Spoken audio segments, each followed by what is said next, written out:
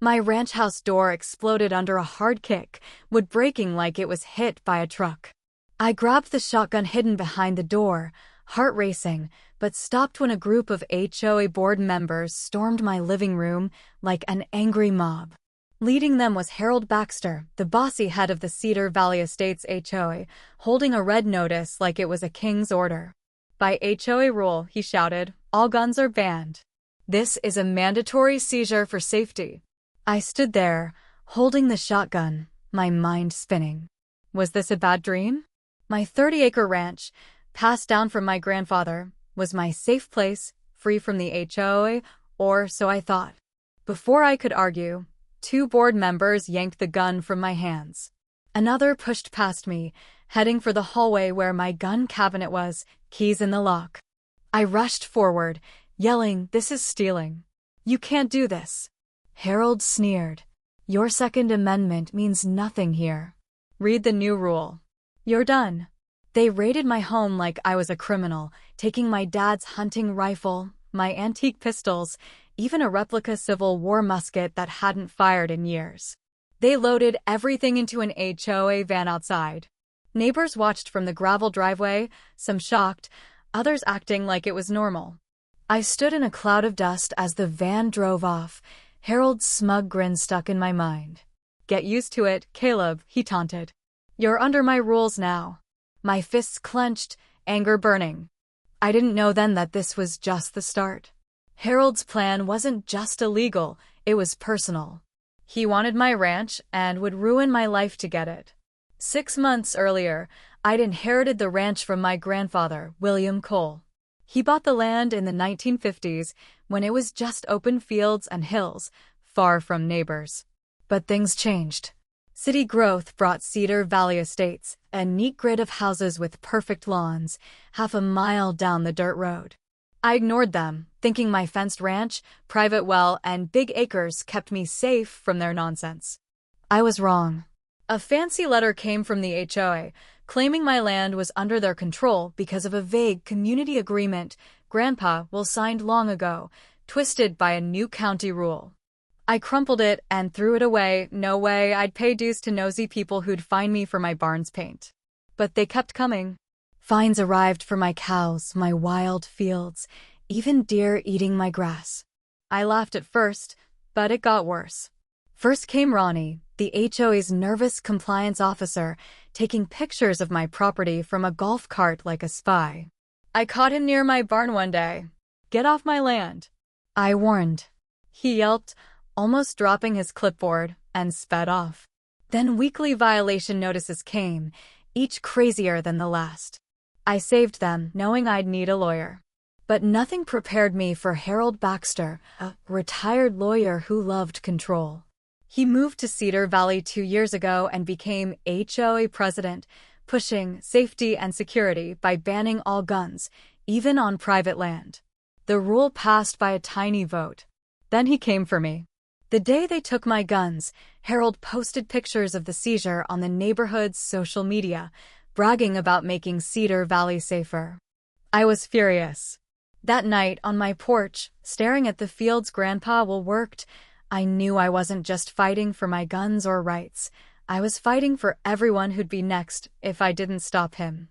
Rushing and angry would make me look like the crazy rancher Harold wanted people to see. I needed a plan and friends. I started with neighbors who looked upset during the raid, hoping they were tired of Harold's bullying. But before I could act, a pickup truck pulled up. Ronnie, with 2 big HOA security guards in logoed shirts, marched to my porch with an eviction notice. "You have 72 hours to leave," he stammered. My jaw dropped.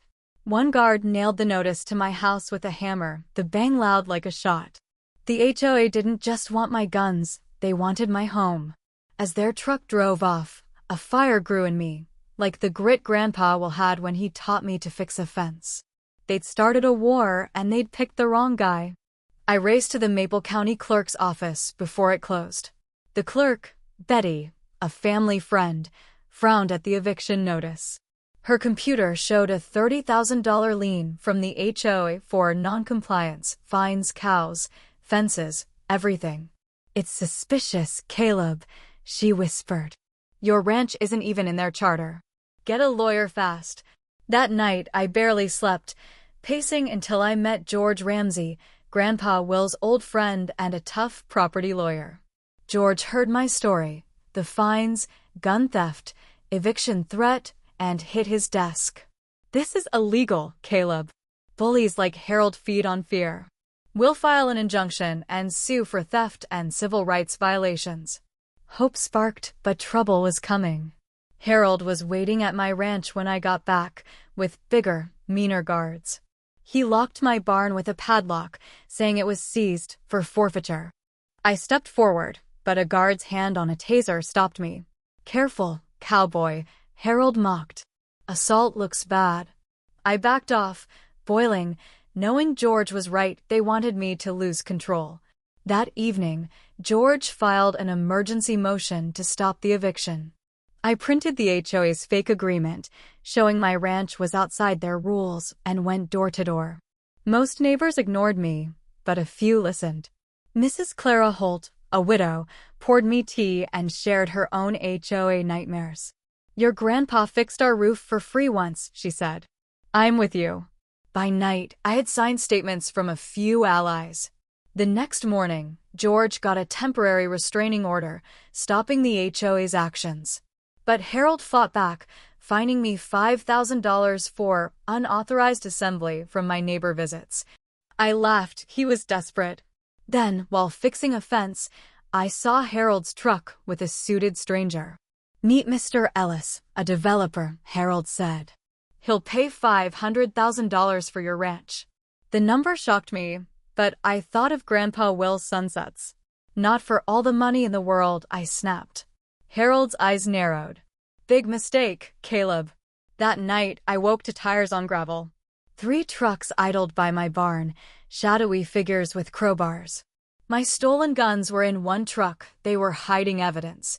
I called 911, then flipped on Grandpa Will's floodlights, lighting up the yard. You're trespassing, I yelled, cracking a bullwhip. The thugs froze. Harold stepped out, bold. You're outnumbered, he sneered. We'll burn it all down. I kept him talking until sirens screamed. His men ran, but Harold dashed for the trees.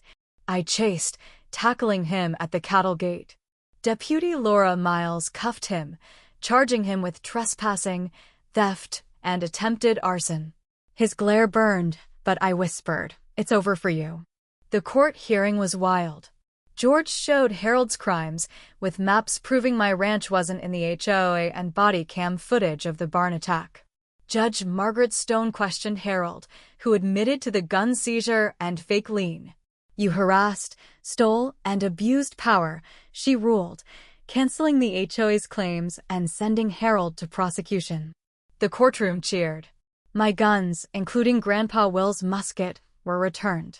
But I couldn't go back to normal. Harold's corruption had hurt the community. On my porch, I realized someone had to fix the HOA. I called George. How do I run for president? He laughed. Easy, you're a hero now. I campaigned, listening to neighbors' stories, fines for garden gnomes, flags, birthday parties. The election was exciting. I spoke simply, leadership is service, not control. I won big. As president, I banned unfair fines, made rules clear, and ordered an audit of Harold's time. He faced jail for fraud and arson. One evening, Mrs. Clara brought a pie, and we watched the cows graze. This place feels safe now, she said. I nodded, thinking of Grandpa Will. Later, in his old rocking chair, I felt peace. My ranch, my rights, our community, they were worth the fight. Some walls, the strongest ones, are built with truth and courage, standing tall for all to see.